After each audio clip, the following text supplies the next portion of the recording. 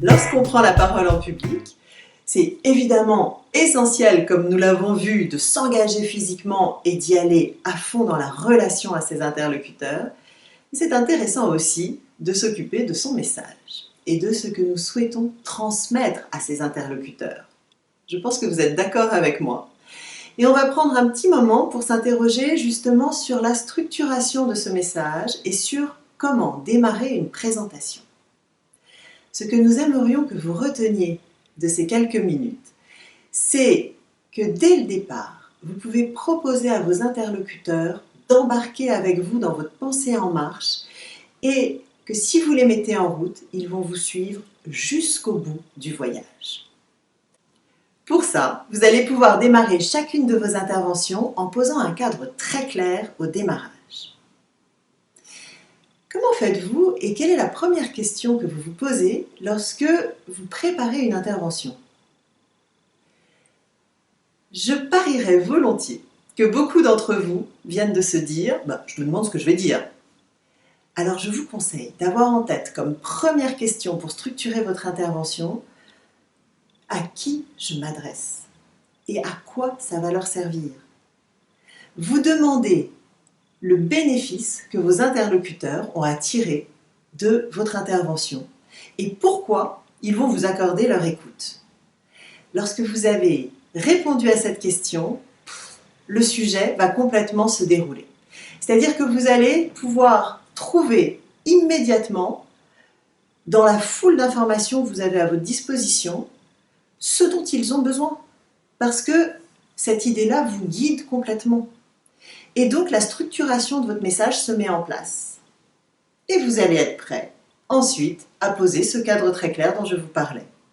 Pour démarrer vos interventions, vous allez d'abord dire où vous allez, pourquoi vous y allez, ce que vous pensez que vos interlocuteurs ont à retirer de cette intervention. Vous allez aussi pouvoir leur dire combien de temps ça va durer, ça leur permettra de canaliser leur énergie, et puis leur indiquer par où vous allez passer, les différents thèmes que vous allez aborder, ça permettra d'avoir une idée assez claire du voyage que vous leur proposez. Je vous parle de voyage car vous pouvez imaginer que vous êtes le pilote à bord de l'avion qui embarque tous vos interlocuteurs comme autant de passagers dans ce voyage dans votre pensée en marche. Un cadre clair leur permettra d'empoigner leur mission qui est de vous accorder leur attention jusqu'au bout de votre intervention. Il y a 1 heure, une bombe a fait sauter le Kremlin. Le président a initié le protocole fantôme. Toute l'équipe de Mission Impossible a été lâchée. Maintenant, j'ai l'ordre de vous conduire à Washington, où ils vous condamneront pour la bombe du Kremlin. À moins que vous ne vous échappiez après nous avoir agressés, Brandt et moi. Et si l'un d'entre vous est pris, il sera accusé de terrorisme pour avoir voulu déclencher une guerre nucléaire mondiale. Alors qu'est-ce qui se passe maintenant ? Votre mission, si vous l'acceptez. En démarrant toutes vos interventions par un cadre du voyage clair, eh bien vous ne proposerez plus jamais de mission impossible à votre auditoire.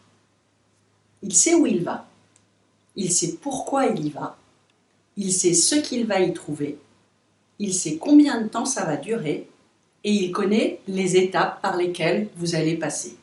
Si je suis dans l'avion, prête à vous écouter et que vous êtes le pilote, votre mission va être de me rassurer.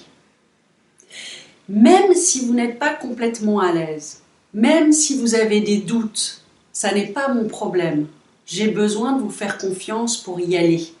Donc, votre mission, c'est de vous engager à fond dans cette prise de parole et de me rassurer. Et vous verrez, le secret, c'est que quand vous allez me rassurer, vous allez vous rassurer vous-même.